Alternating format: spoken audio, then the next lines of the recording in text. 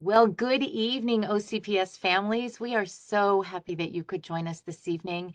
We are joined tonight with Mr. Anthony Bolliard, who is an area administrator with discipline.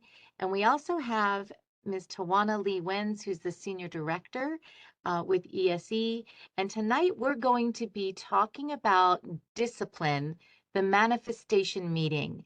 So it's important that if you have a student who has an IEP or a 504, that you are joining us because we want to make sure you know exactly what happens in terms of your child's rights, responsibilities, and outcomes when we're talking about discipline and a manifestation meeting. So good evening, Anthony. Thank you so much for being here. And again, Tawana, thank you for being here.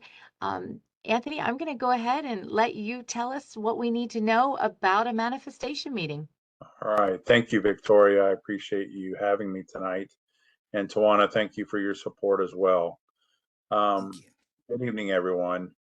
I just want to go over a few um, understandings about the discipline process, as well as the ESE and 504 manifestation process as it pertains to discipline. I'd like to first start out with an overview of the entire discipline process. So Orange County Public Schools has a code of student conduct, and that is our policy that we work off of when it comes to student discipline. There are 4 levels of discipline, levels 1 being the least serious, and level 4s being the most serious. And we're going to specifically talk about level 4s tonight. Um, all level fours come with a mandatory recommendation from the school for an expulsion. And this is why we go into what's called a discipline team meeting. So basically, what happens is that the school will learn about something that's happened on campus. They will do and conduct an investigation, which involves gathering witness statements and evidence um, against the offending student, uh, processing a referral, and then sending the area administrator a packet of information to review. That packet of information is reviewed, and if the team feels like there's enough evidence and that the procedural rights have been followed by the school, then we would set up what's called a discipline team meeting. That is where I, as an area administrator, and my colleagues would sit with the families and the school to review the incident. So we would go over the evidence. We would ensure that due process was provided, and we would allow the parent or guardian an opportunity to present new information and or explain the student's involvement in the situation. We will also determine whether a referral will be made to an alternative program. Um, so we will move to the next slide. When a student is an ESE or if a student has a 504 plan, there are 2 simultaneous meetings that happen pretty much at the same time. So what I will do as an area administrator is review the discipline portion. If it meets the criteria, I would verify that offense. Based on my verification, I would then turn it over to either the 504 coordinator or the staffing specialist to conduct what's called a manifestation determination meeting. This is where the school will review the student's IEP or 504 as it relates to the student's discipline. So a review of the student's disability um, will be done as well as either the 504 plan or the IEP. This includes a review of the academics. This includes a review of a functional behavior assessment or a behavior intervention plan if one is implemented. And then also some 2 questions will be asked. And so this talks about the review. I'm sorry, let's back up a little bit. So let's talk about who's going to be in attendance to the student's manifestation. If a student has a 504, the parent, the student, other individuals that are knowledgeable about the student, such as a general education teacher, a counselor, or anyone who has pertinent knowledge about the student. The parent guardian may also be accompanied by another adult of their choice. That is their right. Who will be in attendance when it comes to an IEP meeting? Again, the parent, guardian, the student, at least one regular education teacher, one ESE teacher, the staffing specialist, an individual who can interpret the instructional implications of the evaluation results, and other individuals who also have knowledge and expertise regarding the student. Again, the parent has a right to bring another adult of their choice into the meeting. When we go through the disability and the IEP or the 504, there are two questions at the end of the meeting that have to be answered. And this is a consensus of the team. So the team would consist of all the school personnel and the family and anyone who the family chooses to bring to the meeting. For an IEP meeting, these are the two questions. Was the behavior in question caused by, or did it have a direct and substantial relationship to the child's disability? That would be a discussion amongst the team, and a consensus decision would be made based on that one question. And then question number two is, was the behavior in question the direct result of the school district's failure to implement or develop an appropriate IEP or behavior intervention plan?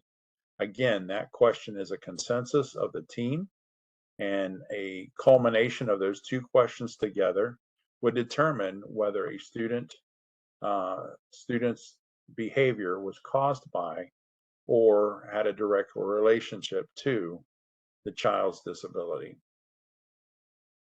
Um, During the manifestation meeting, the IEP will determine whether the student's behavior was caused by or had a substantial relationship to this child's disability. And with that, the team will make that determination. If if the team decides that it was a manifestation of the child's disability, then they would remain at their home school with an implementation of an amendment to the BIP or the IEP. Also, this is important to know that if the behavior involves a weapon, serious bodily injury, or drugs, then even if the student's manifestation was a yes, the student can be removed from the general setting for up to 45 days. And so that's important to know because parents, it's just an important piece of information to be known. Are there any questions up till now, Victoria? No, right now I don't have any questions that anyone's posting in the chat, and we do have attendees. So I would encourage, if you do have questions as Anthony's going through this information, you don't have to wait until the very end. You can always post your questions. We do have someone responding. They say no questions, thanks. So generally that means, Anthony, that you're being very clear and you're being very direct with your information, which is always good. Excellent. Um, yeah, so far they're saying no, thank you, they're good, so we can continue on. All right, thank you. So on the other side, if the team determines that the uh, infraction was not caused by this child's disability or the failure of the district to implement an appropriate IEP, then the student can be disciplined like any other general educational peer. And that's important to know as well. So for the Section 504, very similar questions are asked. Again, we're going to ask the question is if the behavior had a direct or substantial um, effect on the discipline, and also whether the district failed to or implemented an appropriate 504 plan. Again, if the 504 team decides that it is not a manifestation of the child's disability, then the child can be disciplined just like any other general educational peer. As well as if the child's disability did cause the infraction, then we would look at what type of infraction it was. And again, for the same stipulations, if it was drugs, weapons, or serious bodily injury, that child can be removed from the setting for up to 45 days. And that's just important to know because students sometimes make mistakes, and it's a important piece of information for parents to understand the process in which we go through to make sure that all bases are covered. Some exceptions to the manifestation of determination. Again, this is just a reiteration that if a student is involved in a weapon, drug, or serious bodily injury infraction, then that student can be removed to an interim alternative education setting for up to 45 days. And so, um, and that goes for the same for a Section 504 plan. So, what happens if the manifestation team is in disagreement? Um, if the school says that it is not a manifestation, however, the parents do believe it is a manifestation, well, then you can appeal for that manifestation to be reviewed by a district, first by the district personnel, and then you can actually go to a process before an administrative law judge with the Florida Division of Administrative Hearings. Again, this is if the parents disagree with the manifestation determination at the meeting. That is one way that they can appeal. Um, on the flip side of that, if the manifestation is rendered and OCPS does not agree, the OCPS team can also appeal the manifestation and move forward with review of the IEP or the 504 plan. For the 504 plan, if you want to appeal, it's through a little bit of a different pathway. You would go through a request for a due process hearing before an administrative hearing officer with the school board of Orange County. And so you would understand that Orange County would then provide a review of the documents, a review of the manifestation, and it would be appealed that way. Again, if OCPS disagrees with the manifestation determination, the district can have the 504 manifestation reviewed and going from there as well. Now, if you want to appeal the discipline, so I kind of need to back up and slow down a little bit because as you can see, there are two different processes going on at the same time. The first process would be the discipline review. The second process would be the manifestation review and determination. So these are two different processes happening simultaneously. So when you are disagreeing with the manifestation of either a 504 or an IEP, that appeal is done completely different if you disagree with the verification of the discipline aspect of the meeting. So if you are wanting to appeal the discipline, you would then appeal through our office, which is the administrative area administrator's discipline office for an administrative hearing based strictly on the verification of the offense. And you can only appeal that discipline for two reasons.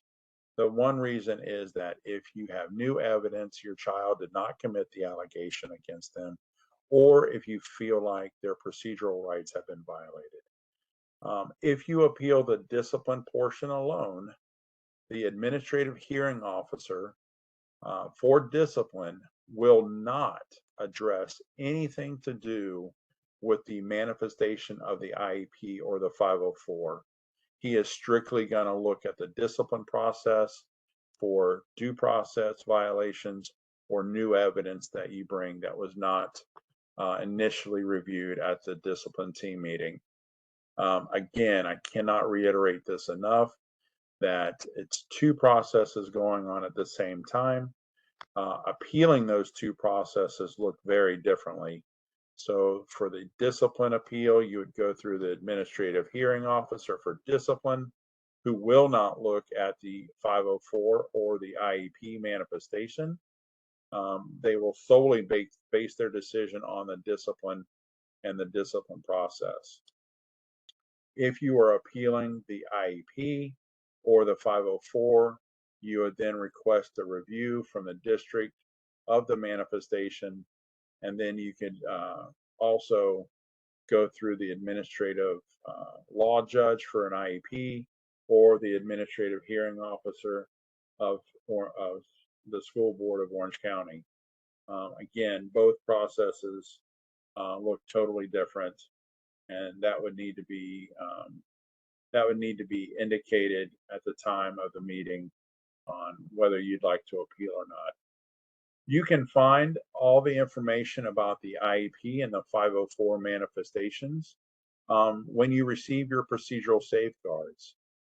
You should receive your procedural safeguards at every manifestation meeting your child may have, if they have one at all. Um, and that way you can know your rights as a parent and your students' rights as well. And so those procedural safeguards are an important document for you to receive.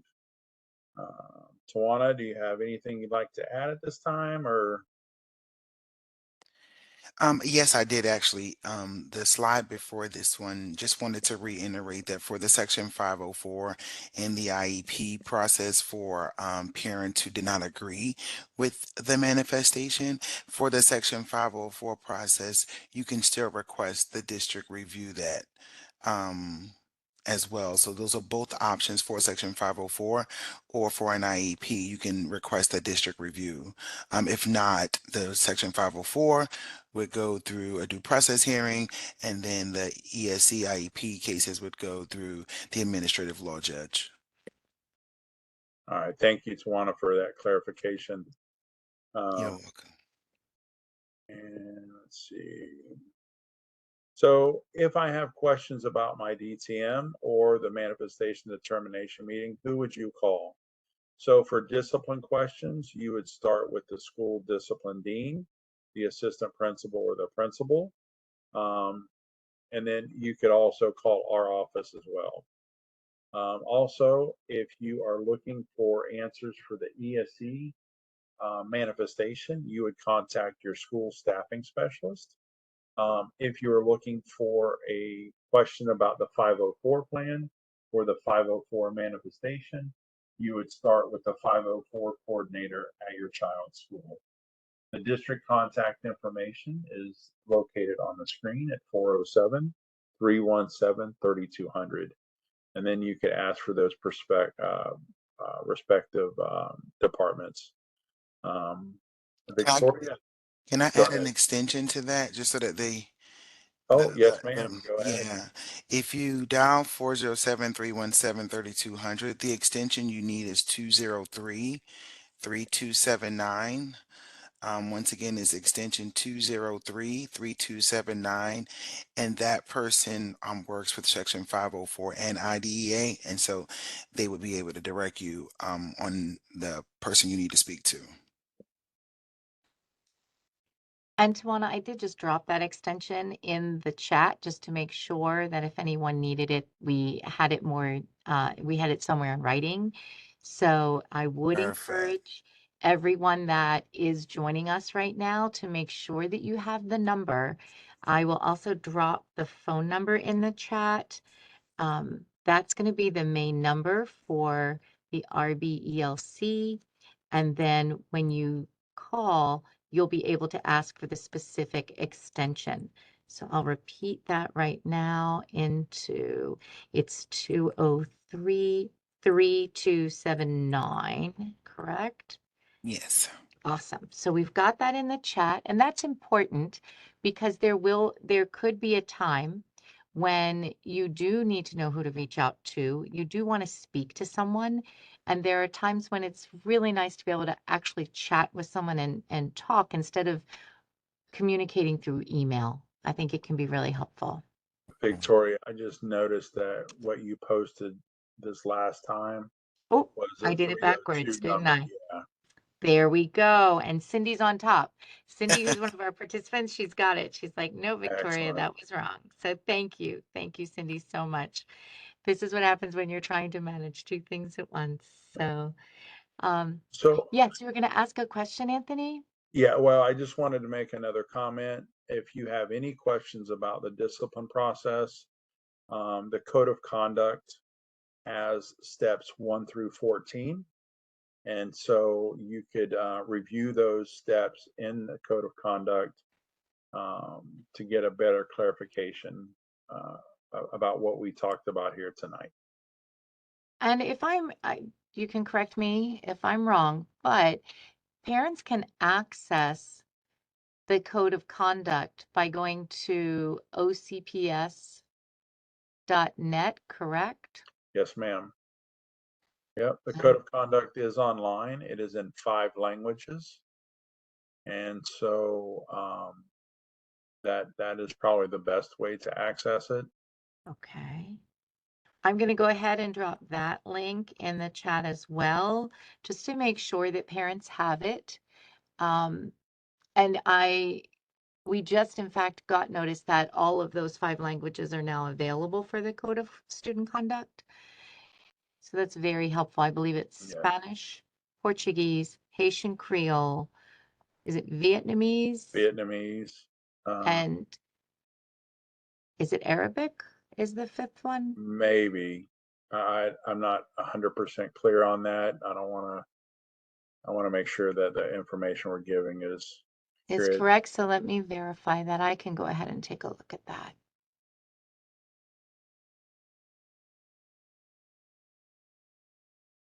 So let's see. I'll look for that information to verify it, Anthony, if you want to continue, but I'll make sure Sure. that we find out. So I think this is my last slide. I hope I haven't gone too quickly. If anyone has questions, I'll be more than happy to try to answer them to the best of my knowledge.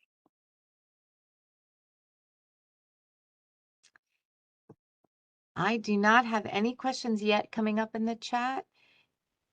So far, the comments have been that things were explained very well. Information was very clear. Yes, Alexandria is asking, will there be a recording of this online for those of us who missed the beginning? Absolutely. We will be posting this within 48 hours on our OCPS Families YouTube channel, and I can put a link to that in the chat as well so that you'll have that. Um, let's see, here we go. We can make sure that's in there. Um, I'm going to go back to the first slide. Oh, Okay, and that's the link to our OCPS Families YouTube channel. And actually, we have time. So if you joined us from the very beginning, if you want to have a refresher, you certainly can stay with us. But anyone who joined us after we started the beginning, Anthony, if you want to go through some of those beginning slides just to get people acquainted, please feel free. so I just saw a question in the chat box. Yeah, that's what I was gonna say.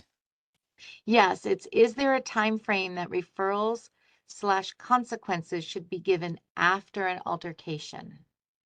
So the school is deemed to conduct a full investigation, a full and thorough investigation. And so in order to do that, that may take maybe a day or two. Hopefully, they would be able to wrap that up rather quickly for an altercation situation. But there is a process that they have to go through to make sure that due process was afforded to all students.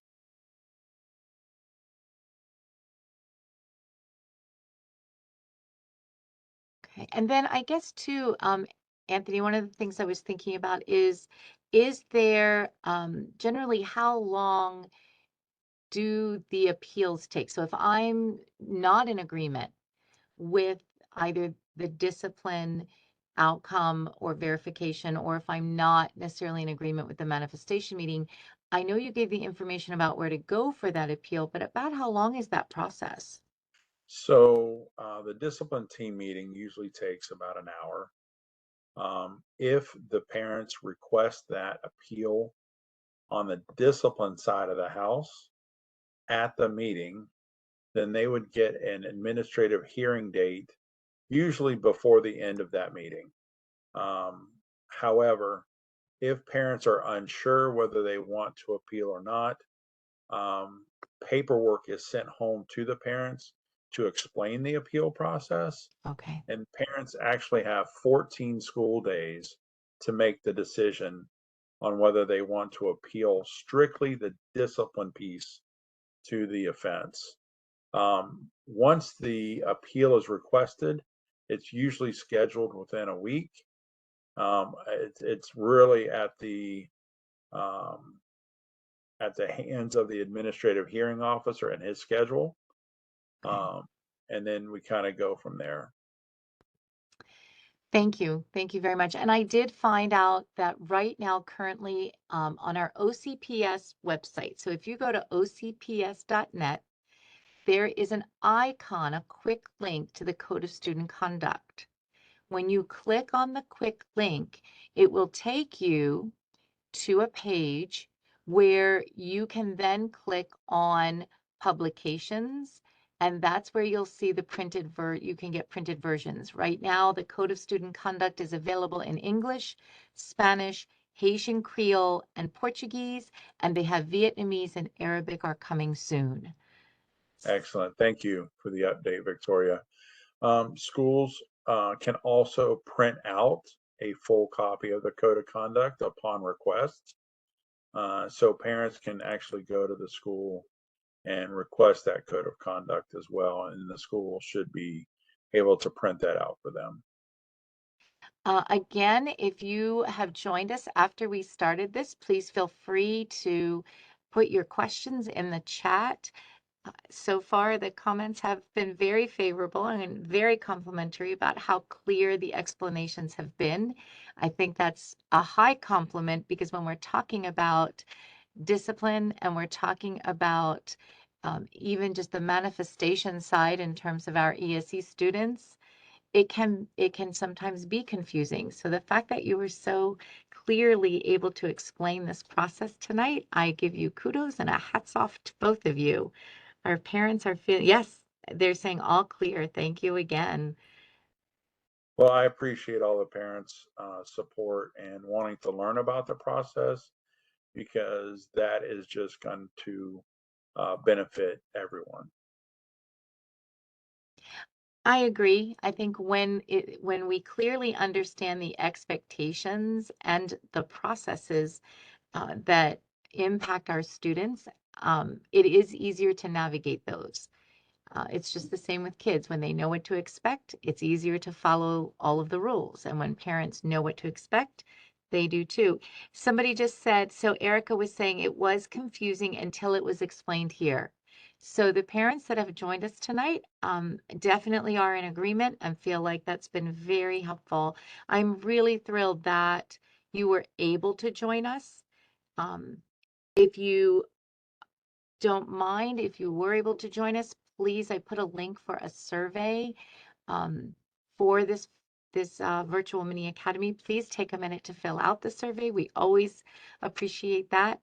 And Anthony, if you don't mind, I'd like to do a bit of a shameless plug we have two parent academies coming up in October. So the first one is called our ESE Big Idea Conference, the IDEA Conference. It's an ideal opportunity if you're joining us and you're a parent of an ESE student. Yes, oh, go ahead, Tawana. Did you want to say something? No, I was trying to clap my hands because you were advertising the big IDEA conference, and I pressed the wrong one. Sorry. So no, I appreciate the hand clapping. We do want to encourage parents. If you're here and you happen to be a parent of an ESE student, this is an ideal opportunity. We have a wide variety of wonderful sessions, and this year the actual conference will be from 9 until 12, 9 to noon, and we will have each of the topics will be repeated in 3 sessions.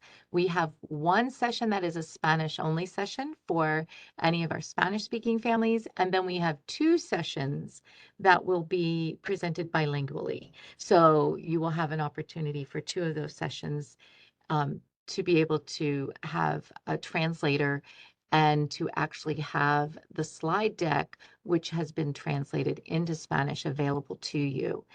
And then a week later, we have our college and career fair at Freedom High School on October 21st. So if you happen to be a parent who, oh, okay, they're saying the survey is only showing till May 2023. I will have to take a look at that. Thank you for that heads up. But the college and career fair is probably our most popular event. And we have close to 70 different schools, both colleges, universities, tech schools, military academies that will be out at Freedom High School. And that's from 10 until 2. And we encourage you, if you are the parent of a high school student or even a middle school student, the more we do our secondary college panels and university panels, they're always telling us you don't want to wait until high school. You actually want to get your 8th grader out or 7th grader and start looking at what are some courses in 7th and 8th grade that you might want to be taking that will help in that trajectory if you're planning on attending a college, a secondary institution. So okay, and I'm not sure why that the invite went out at 6:10. We do have it set up to go out earlier. Someone's saying they didn't hear the reminder or the invite until after 6. But I will definitely make sure that we're looking at that and sending it out earlier. We definitely want to make sure we meet all the needs of our parents. Is there anything before we start to look at closing out that Anthony, either you or Tawana, that you would want to share with parents? Is there anything you can think of? I just want to encourage parents to sit down with their child or children and review the code of conduct to go over the expectations, um, for behaviors that can lead up to an expulsion. It's important for students to know the expectation, and we want everyone to be successful. That is our goal, and knowing those expectations can help students and families have a educational opportunity to make an informed decision about how they're acting and go and moving forward. And we just want everyone to be successful. I think that's the Thank biggest key here. Go ahead, Tawana. I'm sorry. It's okay. Thank you. I also wanted to just thank the parents for participating tonight. We know that this takes you away from your families for a little bit, and so we definitely value your time and appreciate that. Please share with other parents these parent academies and information, and that the district really does want to collaborate with parents and inform you all of the information you need to help your students successfully navigate this educational process. And so we're excited to have you as a part of a collaborative team. And if you have any questions at the end of the slide, I gave you all, that was the extension to my direct secretary who oversees the entire ESE policy and procedures department, which oversees manifestation. So please share with other parents who are not here, share with your neighbors the information. Well, I thank you. Again, I have to say that 2 things that I'm hearing that I think parents really do value. One is the clarity with which this has been explained and the encouragement to go ahead and be upfront, be transparent with your kids, and 2, the accessibility to somebody who can help. I think that that always helps to limit frustration on parents' parts when, one, I've got a clear idea of what the expectation is, but I also know I have access to somebody who can help me. So thank you very, very much. Anthony, like I said, we do have some time. This is scheduled to go until 7. Did you want to go through some of that beginning information for those that had joined us because they didn't get the notification until after 6? Sure, I can go back through um, the presentation. So the first thing we started out with was an overview of discipline in general, and it all starts with the code of conduct. And OCPS has a policy, which is the code of conduct, and it outlines the expectations for behavior in our schools, at school functions, and on school transportation. Um, for discipline in general, there are 4 levels of discipline. Levels 1 are the least serious or the minor offenses, all the way up to level 4s, which are the most serious offenses. And what we said before was that all level 4s come with a school recommendation of expulsion. And this is where we really dig deep into the discipline team meeting that is put on by the district. When a student commits a level 4 offense or is charged with a level 4 offense, the school team has the duty to do a thorough and full investigation, collecting all the evidence and data to charge that student with the level 4. They will then put a packet of information together and they will send it to the district office, which includes myself and 6 other colleagues of mine who will review the packet, who will then make a determination if the student's procedural rights were followed, as well as the evidentiary documents to make sure that there's enough evidence to charge the student. If both of those things are accurate, then the verification of the level 4 would come to a discipline team meeting where I, as an area administrator, would review with the family and the school the details of the incident. And like it says on the slide, I would review the evidence. I would uh, go over the due process. I would provide the parent an opportunity to present new information and explain the student's involvement, and determine whether the referral will be made to an alternative program or expulsion. Um, so that's the first part of the meeting, and then once that is out there, after the offense is verified, I would turn that meeting over to either the staffing specialist or the 504 coordinator to conduct what's called a manifestation determination of the discipline infraction. So when the IEP or 504 is reviewed, it will go over the details of the IEP and the 504. It will also look at any behavior plans or functional behavior analysis.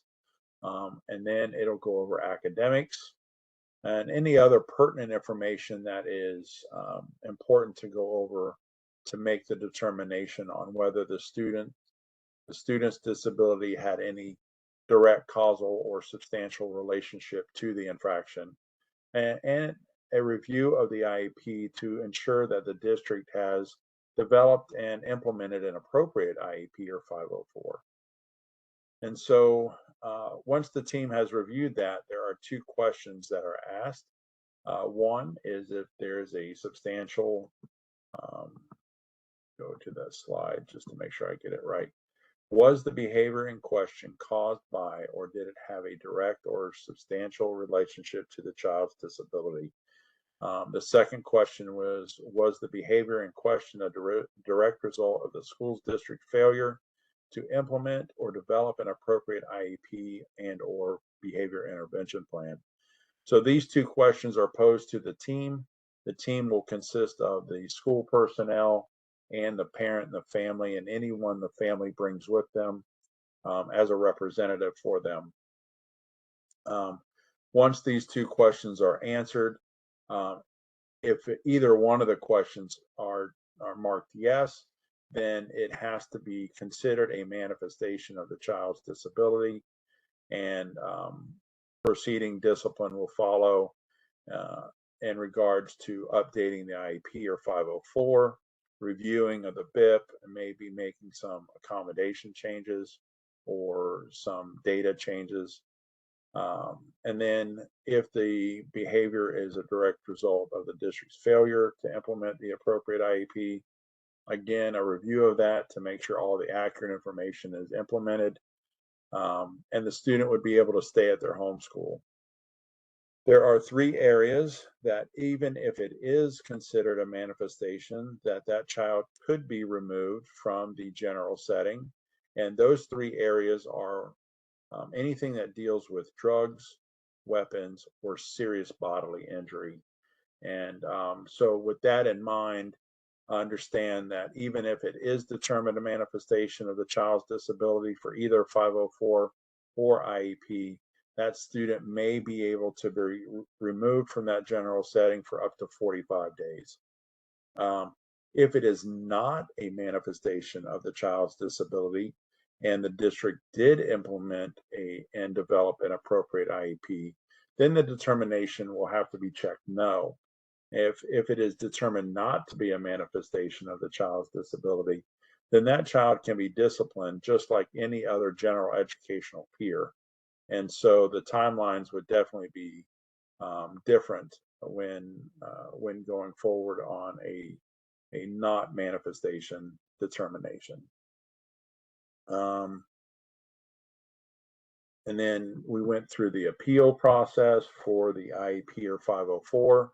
Um, to appeal the IEP or 504, there's a specific process, and that is separate from appealing the discipline process. Remember, we are going through two different processes at the same time. We are reviewing the discipline, and then we are moving to the manifestation determination. Once that is determined, then it moves back to the discipline meeting for further consequences. And so that's just kind of the flow of the meeting. Um, uh, if it is determined, the appeal, I'm sorry, I kind of lost track for a minute. To appeal the 504, you would go through first an appeal for a review of the 504 with Orange County Public Schools and their administrative hearing officer for the school board. If it's an IEP administrative appeal, then you would go through an administrative law judge with the Florida Disability of Administration hearings. And so even the ESE and 504 plans have two different paths for appeal. Again, and that is separate from the discipline. To appeal the discipline, it's based on two specific reasons, and it's pertaining to discipline only. And so you would be appealing the verification of the level 4 based on two reasons. One is if you had new evidence that your child did not commit the allegation against them, or two, if you have evidence that their procedural rights were violated. The hearing officer for discipline is only going to address those two questions. He will not address anything to do with a 504 or an IEP manifestation. Um, and so I just want to reiterate the fact that there are two processes going on at the same time, and the appeals for those two processes look very different. Any questions so far?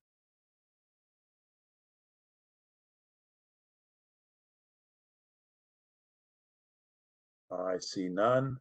So Victoria, I don't know if I have caught everyone up. I have someone saying, is there a PDF or PowerPoint of these 3 slides, of these 13 slides? I apologize. Um, I don't know if you want to make this PowerPoint available. What I do know is that, again, we do have a recording of tonight's session. And Anthony, you were incredibly wonderful about going back through the slides again for anyone who wasn't here at the very beginning. Again, I think it's very helpful for someone to be able to get it tonight while they're here. So that was really gracious of you. I appreciate it. Sure. And we do make the recording available on our OCPS Families YouTube channel. And I will put that link in there again, just to make sure that we have it. And I also want to make sure that when you mentioned about the survey not going up through, I have the updated survey link did go in the chat. And then I will also make sure that I go ahead and drop in the family's YouTube channel to make sure that we have that as well, so that you have that link easily. And then you are able to go ahead and view it at your discretion, at your leisure, if you need to hear any of this information repeated. Well, the, We have another question. While these decisions are being made, what happens to or with the student? so that's a great question. So the discipline team meeting should be conducted within the 10-day suspension of the student. Um, and then if the appeal um, comes after the discipline team meeting, the student would, if they are placed at an alternative setting, they would need to attend that alternative setting until the administrative hearing is complete. Okay. Right. I'm just checking to see if anyone has another question. This is a great time. Please go ahead and share your questions. We have Patricia saying thank you. Again, I think it's a testament to how very clearly you communicated some rather complicated information. So I appreciate both you and Tawana being here tonight and being able to address any concerns our parents have. Yeah, Tawana, did I miss anything? No, sir, I think you got it. All I, right, excellent. yes, sir. I was gonna say, if you did, I certainly don't know what it would have been, because I really do appreciate it. Again, we want to thank all of the OCPS families for joining us this evening. We do virtual mini academies almost every Tuesday and Thursday evening.